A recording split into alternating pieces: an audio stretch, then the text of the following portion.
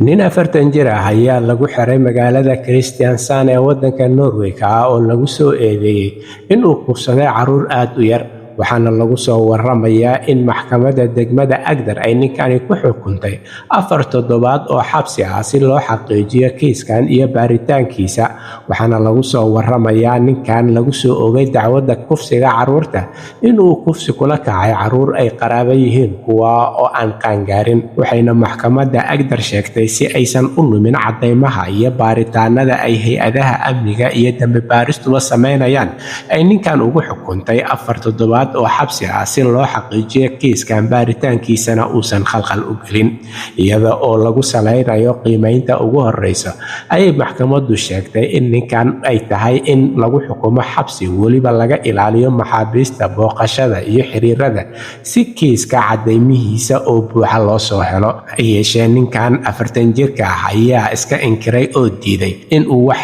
kufsi ah u geystay carruurta lagu soo oogay. Niels Andersen oo ah looyarka u doodayo ninkan 40 jirka ah ayaa sheegay in uu ka soo horjeedo ninkan dambiga kufsiga canuga lagu soo oogay, wuxuuna sheegay in uu diidan yahay oo uusan qirsanayn dambigan. ninkan ayaa lagu soo waramayaa in waraysi dheer lala yeeshay, waxaana sidoo kale la sheegay in xabsiga qayb gooni ah laga dejiyay oo maxaabiista kale laga ilaaliyay 2 toddobaad ee ugu horeyso si kiiskiisa baaritaankiisa uu u noqdo mid hufan maadaama carruurta la kufsado ay tahay dambi aad u weyn. waxaana lagu soo waramayaa 40 jirkan lagu soo oogay kufsiga ilmaha yar inuu sharaxaad dheeriya ka bixiyay waxyaabaha dhacay iyo sida uusan u qirsanayn dambigan iyo dacwadan lagu soo oogay mabda'a uu ka aaminsan yahay, iyadoo lagu soo waramayo in goobta uu joogay turjumaan oo cadaynaysa ninka inuusan ahayn Norweji oo uu yahay qof soo galooti ah. halka warka kiisa ugu doorkaroon uu idinkaga imaanayo